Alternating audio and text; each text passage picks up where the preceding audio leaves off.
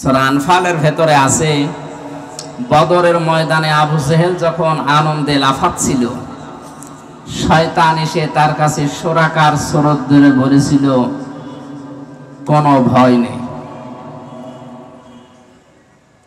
আমি তোমাদের সঙ্গে আছি।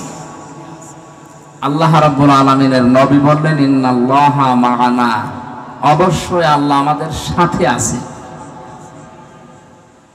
সঙ্গে সঙ্গে থাকে যারা, আমরা জানি ওগুলো থাকে পেছনে। সঙ্গে যারা থাকে ওরা কোথায় থাকে?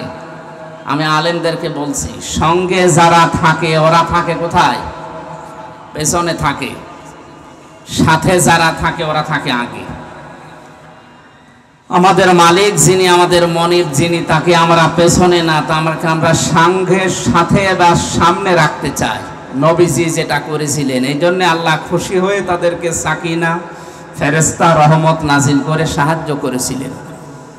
আজ যদি আমরা শয়তানদেরকে সঙ্গে না রেখে আল্লাহকে সাথে রাখতে পারি, নবীজিকে আল্লাহ যদি গারে সরে সাহায্য করতে পারেন, সে সাহায্যে এখন বন্ধ হয়ে যায়নি, কিয়ামত পর্যন্ত আল্লাহর ওই সাহায্যের দরজা খোলা থাকবে ইনশাআল্লাহ।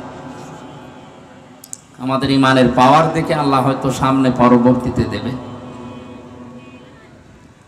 আমার এই আলোচনার মূল শিক্ষা ছিল কিন্তু এইটা, আল্লাহকে সঙ্গে রাখার জন্য, নামাজ কায়েম করার জন্য এই মানুষগুলোকে আল্লাহ আদেশ দিলেন যে আমাকে দেখার দরকার নেই, যদি সঙ্গে রাখতে চাও আমি তোমাদের সাথে থাকবো, আমার রহমত থাকবে।